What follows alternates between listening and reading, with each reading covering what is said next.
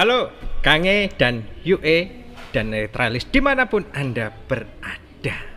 Masih bersama saya Denny Sumera di sini serta rekan saya dan saya Budi Bintoro dan Vito Suarsono. Kita akan berbincang-bincang dengan narasumber kita. Tetap masih berada di area sekitaran MCM Bojonegoro dengan podcast Cedek Geni Open Your Mind. Druntung. Ya, podcast Cedek Geni dari episode 1, 2, 3 ada di Bojonegoro. Ya. Insya Allah sampai seterusnya nanti. Ya. Di area Bojonegoro kita akan mengeksplorasi rekan-rekan Kang Mas UE yang ada di Bojonegoro. Infonya tiap bulan ya kita ke Bojonegoro. Tiap bulan. Oh iya. Tiap bulan kadang-kadang. Dan narasumber kita tiap hari di Bojonegoro, Bang. Oh iya, enggak apa-apa. Betul sekali. Siapakah narasumber kita kali ini? Monggo, Kang Mas. Iya. Gagal total. Oh, iya. Namanya Gatot. Total. Gatot R.E. Prabowo. R.E. Prabowo. Ya. Gatot R.E. Prabowo. R.E.-nya apa ini? Enggak tahu. R.E. Marta Dinata. Rianto Eko. Rianto Eko. Selamat datang. Ya, Ini panggilannya Kang Eko apa Kang Gatot ini? Kang GT. Oh. Oh berarti kaya ban aja. GT Radia. GT Radial ya. Selalu ready. Ono taf gitu ya ono. Ono. Iya. Kabarnya pripun? Kabar baik. Semangat ya. Ya, datar normal. 30 menit siap menemani. Iya, dikurangi lah, dikurangi. Lelah. Dikurangi. Dikorupsi. 30 menit sowe. Enggak cepet kok. Nah, ini sebelum kita masuk ke perbincangan, Kange, ini ada namanya Pantek Api ini. Jadi sesi sebelum kita berbincang-bincang ada yang namanya sesi Pantek Api, di mana Pantek Api ini akan diberikan oleh beliaunya yang ada. Oke. Pantek Api ini adalah narasumber harus memilih salah satu dari dua kata. Jumlahnya 10 pertanyaan. Milih Harus dijawab dengan cepat tanpa berpikir. tanpa berpikir. Apa ono nek sing dirungokke ya wis Ya kuwi. sedikit pemaksaan ini. Yes, harus. Siap? Siap belum dong? Iki gak ono latihan. Gak ono, gak perlu latihan, wis biasa. Gagal total Ya. Umur 50 tahun kok jual latihan. Wah. Suwen. Pokoknya beras-beras ya Pak, Iya. iya. Tapi rambutku durung tak semel. Ora apa-apa. Wis siap dong ya? Ya, Oke. Oke, pertama. Kondisi atau situasi? Kondisi, Peluang atau kesempatan? kesempatan, Investasi atau modal? investasi, Saran atau kritik?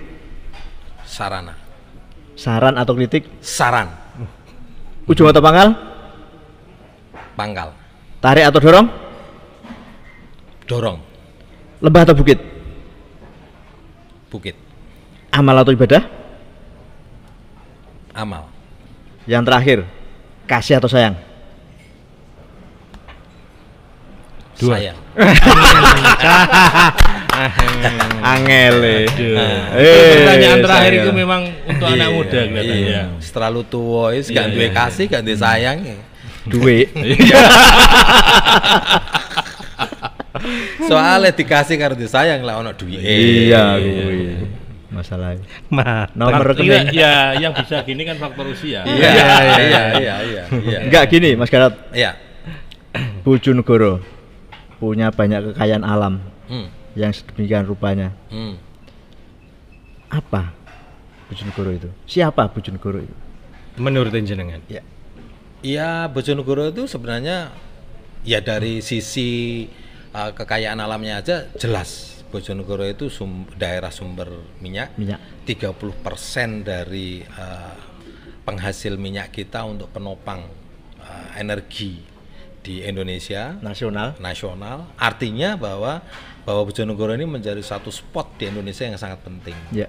Ya, itu yang pertama. Yang kedua, tentunya dampak yang jelas kita dapatkan di Bojonegoro adalah dana bagi hasil migas yang didapatkan di Bojonegoro. Oke. Sekarang kita lihat bahwa dimulai dari era kira-kira 7-6 tahun yang lalu Bojonegoro sudah begitu luar biasa di eranya akhir-akhir di masa jabatan sebelum Bupati Ibu Ana, ada Kang Yoto di sana juga begitu rupa membangun Bojonegoro ini. Nah, diteruskan di eranya Bupati Ana Mawana ini dengan menciptakan atau menginginkan Bojonegoro menjadi satu titik yang ingin menjadi satu warna kawasan. Jadi Tuban, Nganjuk, Ngawi, Lamongan itu menjadi titik kawasan yang berintegrasi dengan Bojonegoro. Itu kawasan ekonomi ya? Kawasan ekonomi, kawasan dunia usaha, kawasan ekonomi yang akan nanti di Bojonegoro ke depan itu akan ada satu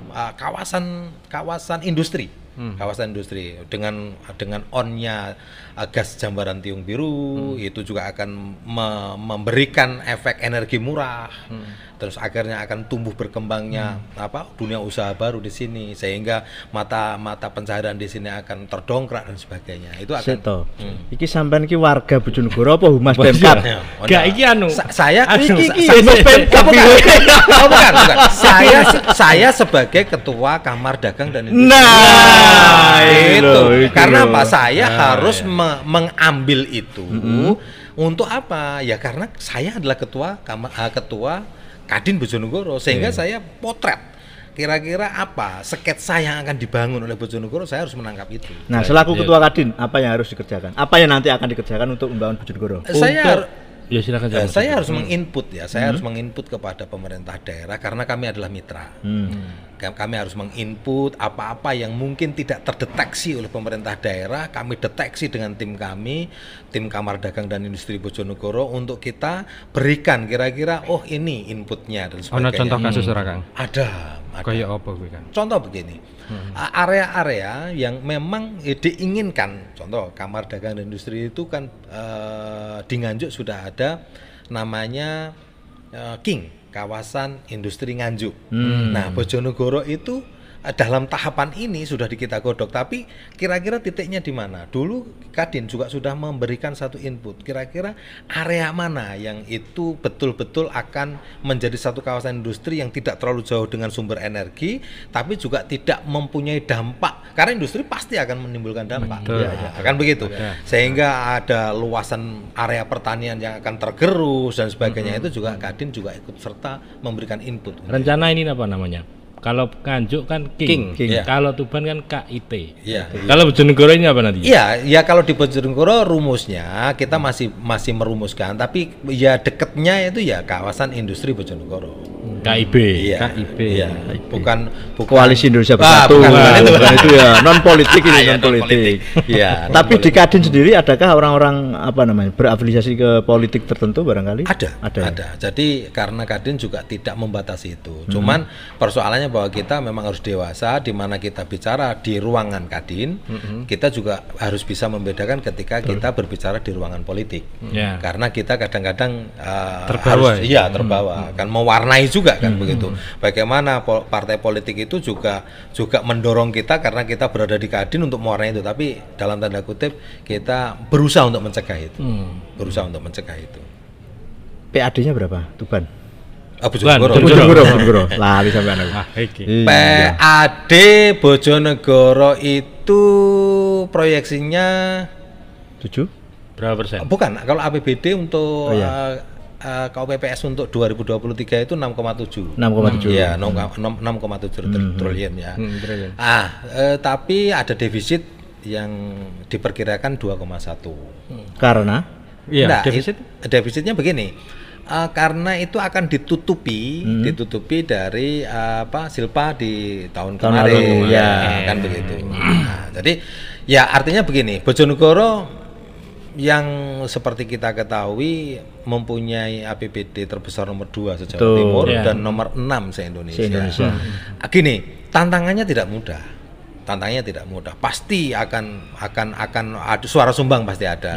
Bagaimana membelanjakan duit aja kok nggak bisa. Terus kadang-kadang silpanya terlalu besar dan sebagainya. Tapi itu adalah kompleksitas dari permasalahan kita. Duit gede artinya kalau kita memang teamwork itu bukan hanya eksekutif. Di sini juga ada eksekutif, ada legislatif, ada piranti-piranti yang lain termasuk Kadin, pelaku usaha dan sebagainya. Itu juga harus sinergi, membentuk satu kekuatan, membangun bersama-sama.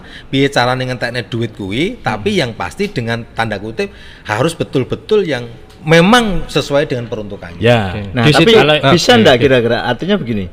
Silpa yang sedemikian besarnya itu bisa enggak idealnya habis enggak segitu itu? Ya seharusnya secara ideal harusnya habis. Harusnya inginnya habis. Makanya kenapa dicari terobosan-terobosan hari ini sampai kepada bagaimana kita menggali merumuskan dana abadi pendidikan. Nah, dana abadi pendidikan itu agar supaya kita tidak hanya sekedar untuk urusan infrastruktur, tidak hanya urusan sipil, tapi mencetak masa depan, menjamin masa depan para pelajar di Bojonegoro agar mereka keberlangsungan pendidikannya juga terjaga. Kang Gatot, ini ada pertanyaan yang sering diutarakan teman-teman. Memang APBD itu kan peruntukannya kan jelas. Ya. Jadi kebanyakan pengusulan sekarang ini berarti kan untuk dikerjakan tahun depan. Oke kan. Nah, pertanyaannya harga dari bahan baku dan sebagainya kegiatan itu naik. Mungkin nggak itu bisa dirubah karena ada kode-kode harga paten biasanya. Menurut kacamata jenengan gimana itu? Itu kan sudah dihitung. Jadi begini. Sudah diperkirakan. Sudah diperkirakan, ada prediksi. Tapi jika memang kenaikan itu drastis, signifikan kayak sekarang ini, maka itu ada adendum. Ada. Ya, jadi material mana saja yang mengalami kenaikan yang cukup tajam, maka itu harus ada lelang ulang. Jadi umpamanya besi, kan, besi ternyata kok kenaikannya signifikan begitu, maka ada lelang yang khusus untuk memang material besi, kan gitu, pasir umpamanya seperti. Karena apa? Karena kalau sudah tidak nutut itu dipaksakan, maka itu berdampak kepada kualitas. Benar. Itu akan menimbulkan banyak problem, akan diaudit BPK, akan menimbulkan sesuatu yang akan panjang lah. Ya, makanya itu kan banyak orang bingung kan. Ada adendum nih. Ada. Nah, ini saya pengen tanya nih. Tadi kan duitnya ono, gede lah. Terus sinergitas yono kan ono. Lah rakyatnya iki ditinggal ora? Awak dhewe iki yo carane golek duit bingung entek dene. Lah iya kan ngono ta. Lah ya ono sinergitas terus rakyatnya iki saya pikir enggak. Rakyat adalah elemen utama ya. Rakyat elemen utama. Tidak ada satu pemimpin yang menginginkan bahwa karena rakyat elemen utama, dia bisa menjadi pemimpin juga karena rakyat. Ditinggal itu jelas tidak. Namun yang merasa ditinggal pasti ada. Merasa ditinggal itu pasti ada. Tapi kalau secara sengaja itu ditinggal, saya pikir tidak. Karena gini, pemahaman tentang kelompok masyarakat. Aku senang sing retorika ini sebenarnya. Nggih lanjut. Jadi orang-orang yang merasa saya satu kelompok di Bojonegoro begitu. Saya merasa tidak pernah cawe, saya tidak pernah merasa diikut sertakan, saya ditinggalkan dan sebagainya, itu pasti ada. Tapi secara nyata bahwa pemerintah kelompok itu harus ditinggal, itu tidak ada. Nah, tanggap masyarakat juga harus responsif, berarti ketika dia mau ikut berkecimpung, terus dia harus ikut merasa ingin mewarnai dan sebagainya, maka yang terjadi dia harus berperan. Tidak bisa dia diam terus lantas masyarakat harus menjemput dia. Ayo, mana ya ikut berperan? Saya harus ini, saya punya ide ini dan sebagainya. Pasti pemerintah tidak akan pernah meninggalkan itu. Mantap. Luar biasa ya. Luar biasa. Retorika nih Pak Indra. Wis bar semenit tok ya. Ya ini tidak retorika. Saya pikir saya juga bukan corong pemerintah, tapi artinya begini, apa yang saya lihat. Tapi bagian dari instrumen pemerintah. Iya, karena kami diangkat, kami ada karena atas nama undang-undang. Dari Undang-Undang Nomor 187 itu mengatur tentang Kadin. Artinya kami bagian dari pemerintah. Kadin sini berapa anggota ini? Waduh, saya nggak ngitung tapi ya 10-an lah. Jadi ada wakil ketua, ada 14 wakil ketua, terus ada komite-komite tetap. Obsesi awal ada pengen aku pengen jadi ketua Kadin? Ada pasti. Ada ya. Ada. Dulunya. Iya. Pengen kena apa? Obsesi ini apa? Ya karena saya banyak berkecimpung di dunia usaha. Saya dulu juga pernah jadi wartawan sama Mas Pipit ini. Dulu juga pernah berjibaku mencari berita dan sebagainya. Tapi di perjalanan waktu Mas Pipit ini justru saya anggap sebagai seorang wartawan cerdas. Iya, loh. Sekarang saya gini. Bentar, ini nyata. Iya, benar. Ini nyata loh. Ya karena begini. Contoh ya. Begini. Iya. Sudah punya tempat tinggal yang jelas representatif, Imapan lah. Imapan di Tuban, bukan di kota-kota yang artinya apa di Tuban. Terus waktu pindah di Tuban itu begitu meratapi. Aku pindah di Tuban piye dong wis dan sebagainya, tapi justru berkah buat dia di Tuban, berkembang sampai sekarang. Dia masih bisa menyalurkan hobinya ngeband. Ya toh. Tapi Tetep- ini kelihatannya masih Pit dengan salib ini. Salib mati. Enggak, karena begini. Iya. Salah satu rahasianya Kang Mas Pipit itu ternyata division Dibuka. Iya. Tapi Ayo buka. karena Iki orang podcast iki Mas. karena begini Kang Gatot. Mas Pipit kan masih loyalitas di jurnalisnya. Ya. Kang Gatot kan sudah kemana-mana ini. Enggak, dia murtad. Enggak gini. Kayak dia ini. Enggak apa-apa. Enggak apa, kita salaman satu frekuensi. Oh, iya. Iya, Enggak. Iya. Dunia jurnalis Iya. itu memang satu frame kehidupan yang sulit untuk ditinggalkan. Dan harus dipelihara. Enggak, artinya begini, memang harus perlu kekuatan Iya. batin yang sangat luar biasa untuk meninggalkan dunia jurnalis. Betul. Karena begini, dunia jurnalis itu dunia kenikmatan yang sangat luar biasa. Bagaimana kita tanpa password, kita bisa ketemu seorang kapolres, seorang bupati tanpa harus melewati ajudan. Kita harus main WA aja bisa ketemu. Mana kelompok masyarakat yang seperti itu? Oh, enggak bisa. Nggak bisa. Kita Kebebasan pagi tuh, sudah dapat WA dari Kapolres, dari Dande. Mas sudah sarapan belum? Temani saya sarapan. Mana ada kelompok masyarakat seperti Oh, enggak itu? ada. Artinya memang itu bentuk kenikmatan. Dan sulit seorang jurnalis untuk meninggalkan itu. Kelihatannya. Makai. Aku seneng iki. Kan ngomongin Kang Mas Gatot ngene. Iya. Sulit seorang jurnalis. Lan jenengan meninggalkan. Ya, karena Dari kesulitan itu makanya dia berhasil. Berhasil dari kesulitan itu. saya akhirnya Bukan begitu.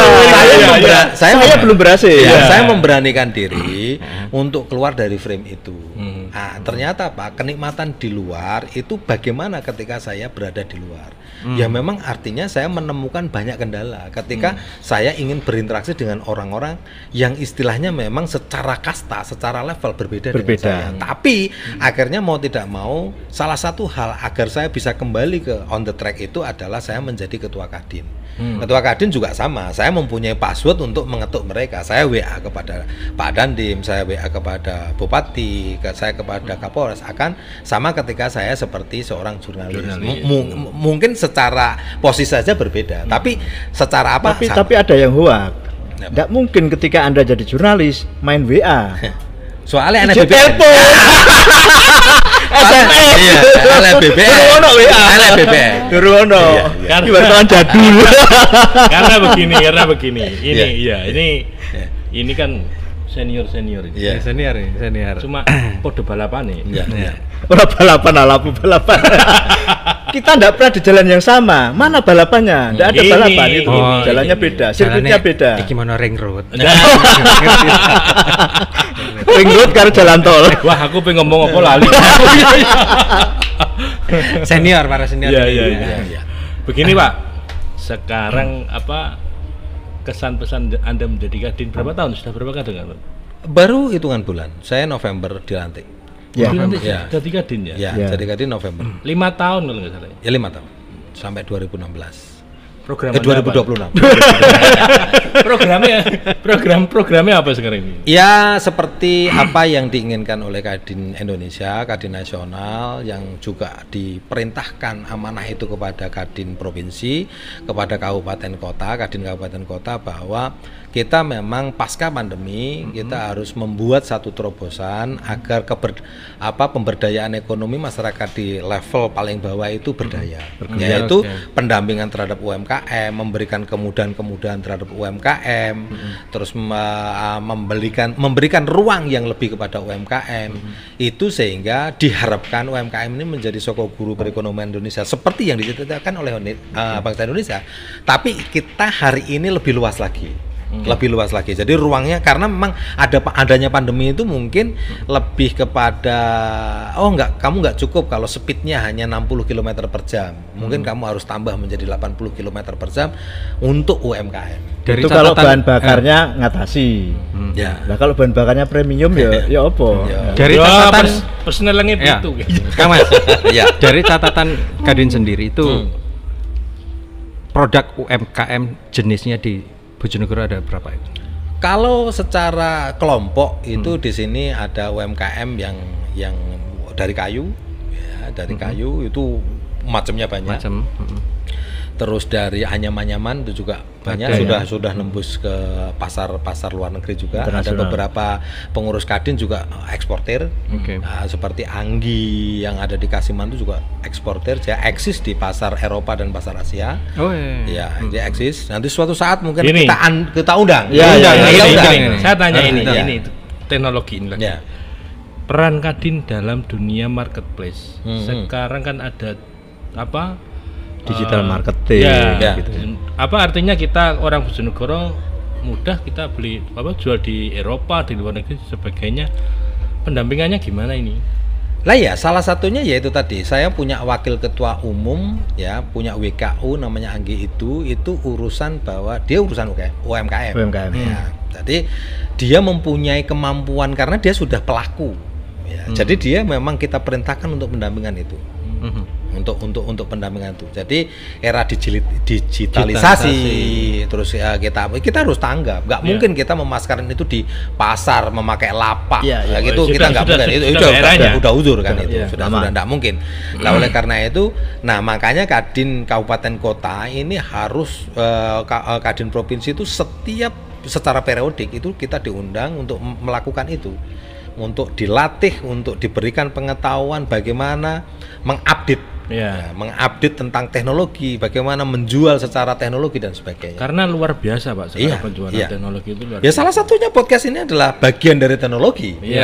Bagian dari teknologi. Bagaimana saya memasarkan, saya berbicara tentang Kadin ini kalau tidak ada podcast kayak begini belum tentu orang akan tahu apa itu Kadin kan. Iya Kakak. Kan gitu ya. Tuh. Kalau di kan iya Kakak. Iya Kakak. Iya, lanjut Kakak. Pasti.